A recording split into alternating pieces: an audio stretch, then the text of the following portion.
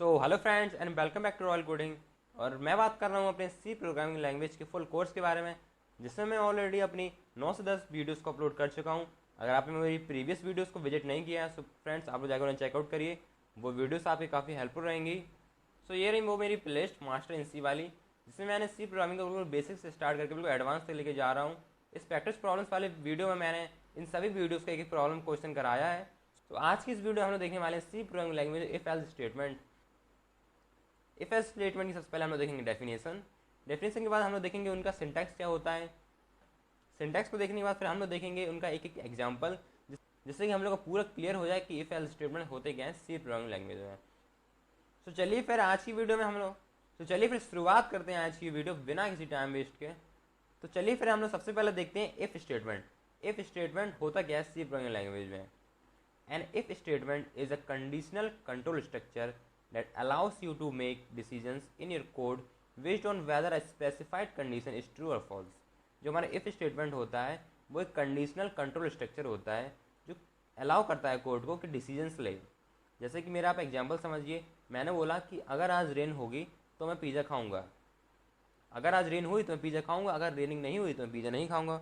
उसी टाइप से अगर ए की वैल्यू 10 के इक्वल रही, ए इक्वल टू 10, देन हम लोग कहेंगे कि ए की वैल्यू 10 के इक्वल है तो हम लोग प्रिंट कर देंगे, कोड हमारा रन हो जाएगा। अगर ए की वैल्यू 10 के इक्वल नहीं हुई तो कोड हमारा रन होगा नहीं, जो हमारा कोड होगा वो रिटर्न कर जाएगा 0 के साथ। तो बस यही होता है हमारा इफ स्टेटमेंट।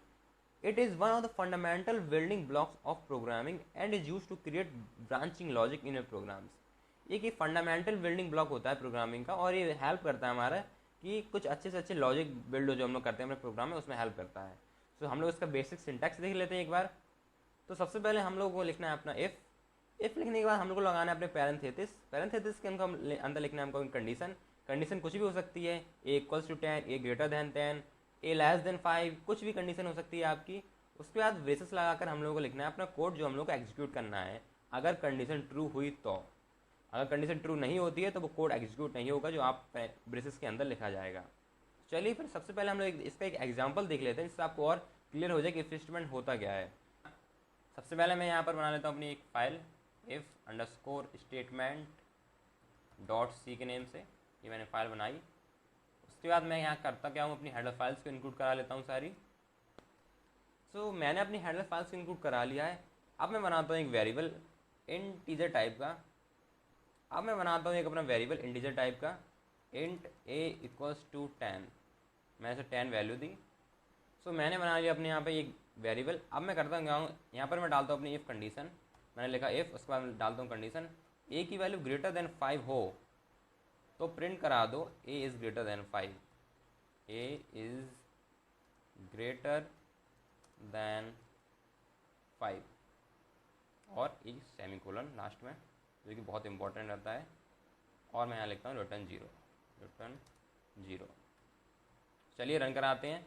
अगर a की वैल्यू 5 से बड़ी हुई तो प्रिंट हो जाएगा, वरना नहीं होगा। देखते हैं। सो देखिए फ्रेंड्स, इसमें लिख के आ रहा है a इज़ ग्रेटर दैन 5, यानी कि a की वैल्यू सच में बड़ी है 5 से हमारी, क्योंकि ऑब्वियसली हमारी a की वैल्यू है 10, सो वो 5 से बड़ी है। तो चलिए हम लोग एक और एग्जाम्पल देख लेते हैं, जिससे आपको और क्लैरिफाई हो जाए कि इफ़ स्टेटमेंट को यूज़ कैसे करते हैं। मैं यहाँ पर डालता हूँ अपने एक condition if a is less than 5, फिर लगाता हूँ मैं अपने ब्रेसेस। तो प्रिंट कर देना मुझे a इज़ लेस दैन 5। अगर a की वैल्यू 5 छोटी होगी तो प्रिंट हो जाएगा हमारा कि a हमसे 5 से छोटा है। चलिए रन करा के देखते हैं। अगर कंडीशन ट्रू हुई तो ही प्रिंट होगा, ये गाइस याद रखिएगा। तो फ्रेंड्स आप देख सकते हैं कि इसमें कुछ भी प्रिंट नहीं हुआ है, ये सिर्फ ऐसे ही हम लोग का टर्मिनल खाली छूट गया है पूरा। कंडीशन ट्रू होती तो ये प्रिंट कर देता है a इज़ लेस देन 5। सो जैसे कि अगर मैं a की वैल्यू अपडेट कर देता हूँ 10 की जगह मैं कर देता हूँ 1। अब मैं इसे रन करा के देखता हूँ तो ये हम लोग को ये कंडीशन हमारी जो लिखी हुई है मैंने वो ट्रू होती है या नहीं। देखिए ये ट्रू हो गई है। इसमें लिखा है a is less than 5, a की वैल्यू जो है लेस देन 5 है। सो इस टाइप से हम लोग इफ स्टेटमेंट का यूज़ करते हैं। सो अब बढ़ते हैं हम लोग अपने एल्स स्टेटमेंट की तरफ। एल्स स्टेटमेंट होता क्या है। तो इसमें लिखा है the else statement is used in conjunction with the if statement to create conditional branching. It allows you to specify a block of code that should be executed when the condition in the if statement is not true। मतलब तो जैसे कि हम लोग अपने पिछले वाले example की तरफ देखते हैं, मैंने बोला था कि अगर रेन हुई तो मैं पिज़्ज़ा खाऊंगा।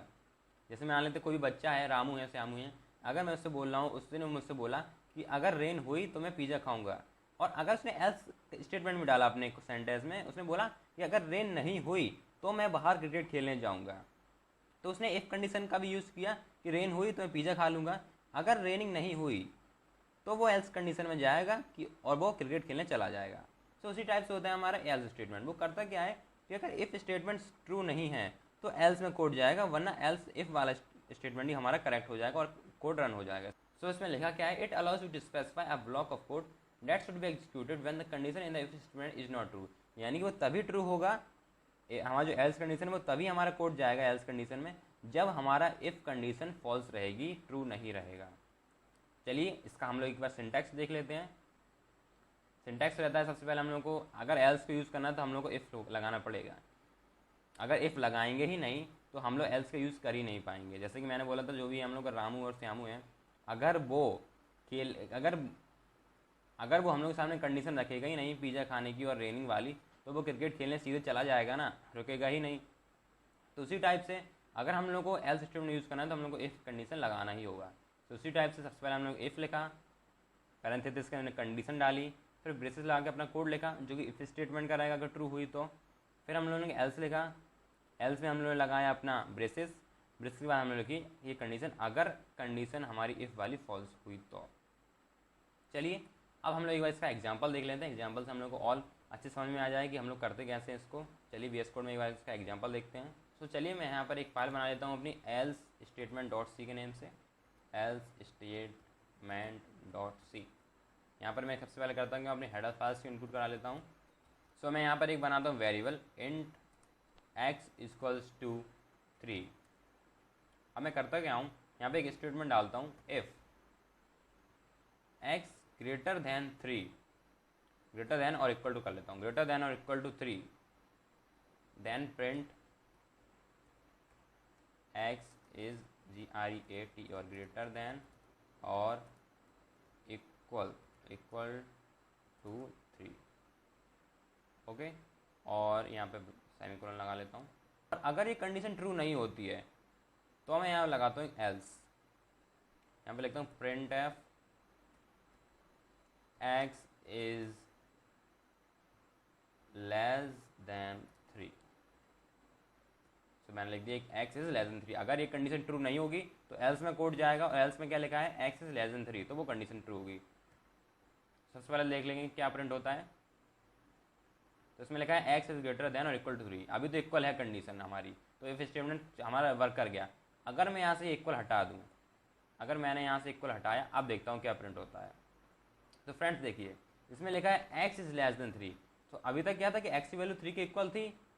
अब लेकिन स्टेटमेंट मैंने चेंज किया, अब इस कंडीशन मैंने चेंज करी, सॉरी कंडीशन मैंने चेंज कैसे करी, मैंने इक्वल का साइन हटाया। तो इक्वल का साइन जैसे हटाया तो क्या हुआ, x की वैल्यू क्या है 3 इक्वल है नहीं, तो इफ वाली कंडीशन ट्रू हुई नहीं, कोड गया हमारा एल्स स्टेटमेंट। एल्स स्टेटमेंट क्या लिखा था, x इज लेस देन 3, तो हमारी वो वैल्यू प्रिंट हो गई। ओके, तो चलिए आप लोग ये और देख लीजिए कि हम लोग जब इफ़ और एल्स स्टेटमेंट का यूज़ करते हैं तो हम लोग क्या क्या मिस्टेक्स हैं जिनको अवॉइड करना चाहिए। क्योंकि मैंने देखा है बहुत सारे प्रोग्रामर होते हैं, जो कोडर होते हैं, वो काफ़ी प्रॉब्लम्स आती है उन्हें इफ एल्स स्टेटमेंट का यूज़ करके। वो काफ़ी छोटी छोटी सिली मिस्टेक्स कर देते हैं अपने कोड में इफ एल्स के स्टेटमेंट यूज़ करते टाइम। सिली मिस्टेक्स कर देते हैं अपने कोड में इफ एल्स के स्टेटमेंट यूज़ करते टाइम। तो सबसे पहले आता है नेग्लेक्टिंग एल्स। अगर आपने एल्स स्टेटमेंट अपने कोड में नहीं लिखा है तो आपके स्टेटमेंट में काफ़ी सारे अनएक्सपेक्टेड बग्स और लॉजिक देखने को मिल सकते हैं। सो नेक्स्ट आता है हम लोग को फॉरगेटिंग लॉजिकल पैरेंथेसिस। हम लोग को पैरेंथेसिस लगाना बिल्कुल नहीं भूलना है अपने इफ स्टेटमेंट में। नेक्स्ट आता है incorrect syntax, incorrect use of the if else statement और फॉरगेटिंग सेमीकोलंस, ब्रैकेट्स, पैरेंथेसिस और operands can cause errors that are hard to debug, जो कि काफ़ी हार्ड रहेगा डिबग करने के लिए। अगर आप कोई और सिंटैक्स यूज़ कर लेते हैं, पैरेंथेसिस हटा देते हैं, ब्रैकेट्स हटा देते हैं, ऑपरेंड्स को हटा देते हैं, आपको काफ़ी प्रॉब्लम रहेगी। तो चलिए अब हम लोग देख लेंगे कुछ प्रैक्टिस प्रॉब्लम्स जो हैं आप लोगों के होमवर्क। सबसे पहली प्रॉब्लम है हमारी, write a program that determines whether a given integer is even और ऑड। यानी कि हम लोग एक ऐसा है प्रोग्राम को लिखना है जो हम लोग को बताए इफ स्टेटमेंट और एल्स स्टेटमेंट का यूज़ करके कि जो हमारा गिवन नंबर है वो इवन है या ऑड है। तो आप लोग ये करिएगा। अगर आप लोगों को नहीं सॉल्व होता है तो आप मुझे कमेंट करिएगा, मैं आप लोगों को करके दे दूँगा। नेक्स्ट आता है हम लोगों का, write a program that determines whether a given number is positive, negative और जीरो।